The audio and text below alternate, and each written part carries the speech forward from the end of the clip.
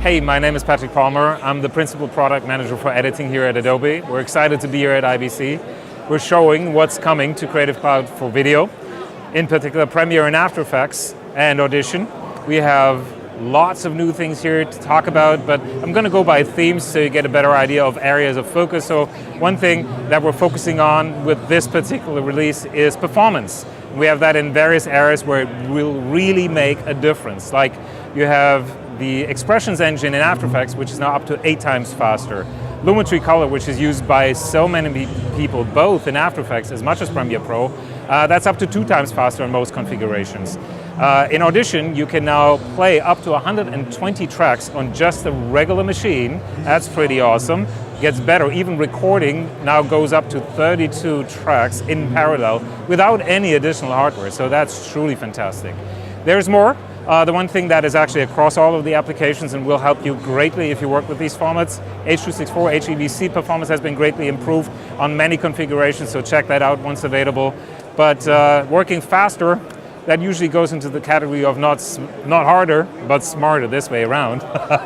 And we've got more for you coming here as well. So another thing that spans across both After Effects and Premiere Pro is the motion graphics template workflow, which has been introduced a while back, but we keep going on making it smarter and better and give you tools that help you to make a difference between the person who's authoring something and then someone who's editing, working with it. So that's been the principle of motion graphics templates, and we're extending that in terms of usability by allowing for grouping in that category, which is very useful. We're bringing standard font control to something that's basically a drop-in for the template and then can be used in Premiere Pro accordingly.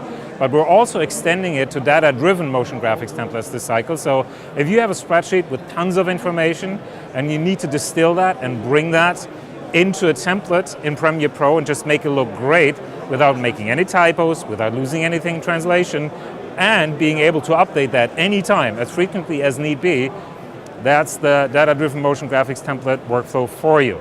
Really good speed up, really easy to manage, great addition, and we'll have templates on stock available soon. What else is new? Well, there's something about Audition in Premiere Pro that's fantastic. The Essential Sound Panel also has been around for a couple of releases now. We keep adding, and we keep making things better where you, the users, tell us that there is something that isn't quite as good as it should be. Like noise reduction. That has been okay. But there were circumstances where there was a little bit of a gating at the beginning and at the end. It wasn't probably as good under some circumstances of recording to actually reduce the noise.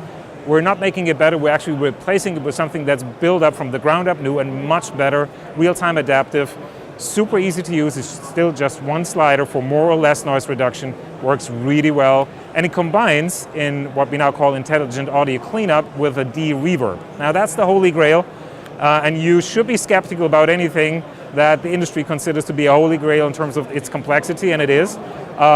Once available, please check it out. It's great, it's awesome. It takes the reverb out to the degree where something that was unusable before becomes usable, and where something that's already good becomes great. So great for consistency also if you have some material that has a little bit of reverb and everything else doesn't because it's clean recording for dialogue. You can just harmonize that much better with these new tools.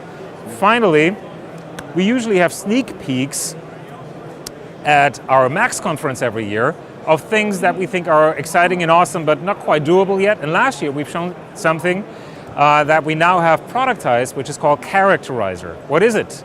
Within Character Animator you've got a new opportunity to characterize your face and then use the expressions, your gestures, everything you, and overlay any kind of artwork that you've got. We deliver some with the application, but really you can use anything, any style that you like, and then you create what we call a puppet inside Character Animator that can be animated just a couple of minutes later and become a real figure, an animated you with any kind of style. So it's something that's unique, it's something that you own, and it's something that's very expressive and fun to play with, I might add. Now, Lumetri Color has been a popular workflow both in After Effects as much as in Premiere Pro for some time now, and there's something new and exciting about extending in both applications towards selective grading in a new and exciting way. So we now have the 5 usual type of curves in the Lumetri Color panel, but we're not doing the usual design for them. So while they will look familiar, they're actually much better than anything you've seen in terms of being able to target something and tweak something.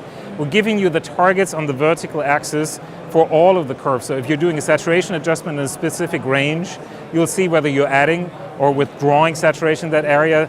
More helpful in hue to hue even, as then you'll see which hue you're pulling towards.